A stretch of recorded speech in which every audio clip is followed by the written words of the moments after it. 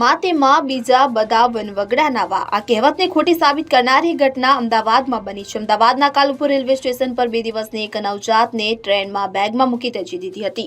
મળતી માહિતી મુજબ અમદાવાદના Kalupur railway station platform number 6 ઉપર ઉભેલી લોકશક્તિ એક્સપ્રેસ ટ્રેનના ડબ્બામાંથી એક નવજાત બાળકીના રડવાનો અવાજ મુસાફરોને આવ્યો હતો કે જેથી મુસાફરો ટ્રેનના ડબ્બામાં તપાસ કરતા એક બેગ મળી હતી। કોઈ અજાણી વ્યક્તિએ બેગના થેલામાં ગરમ સાલમાં બાળકીને વીંટાળીને મૂકી દીધી હતી। બાળકીને જોતા જ જીવત હાલતમાં હતી કે જેથી તાત્કાલિક ધોરણે રેલવે પોલીસ અને આરપીએફની ટીમને જાણ કરવામાં આવી। રેલવે પોલીસનો સ્ટાફ તાત્કાલિક ટ્રેનમાં પહોંચ્યો તો બાળકીને ત્યજી દેવામાં આવતા પોલીસે તાત્કાલિક 108 એમ્બ્યુલન્સને જાણ કરી હતી। શહેર કોટડા લોકેશનની 108 એમ્બ્યુલન્સના EMT પ્રદીપસિંહ ત્યાં પહોંચ્યા હતા। તેમણે બાળકીને તપાસ કરી ત્યારે તેની હાલત સારી હતી, જો કે તેને ખુલ્લામાં ત્યજી દેવામાં આવી હતી અને કારણે વધુ તપાસ માટે અસરવા સિવિલ હોસ્પિટલ ખાતે મોકલી આપવામાં આવી હતી। બાળકીને હાલ 1200 બેડ હોસ્પિટલમાં આવેલા ગોડિયાઘરમાં રાખવામાં આવી છે, જ્યાં તેની તબિયત સ્થિર હાલતમાં છે।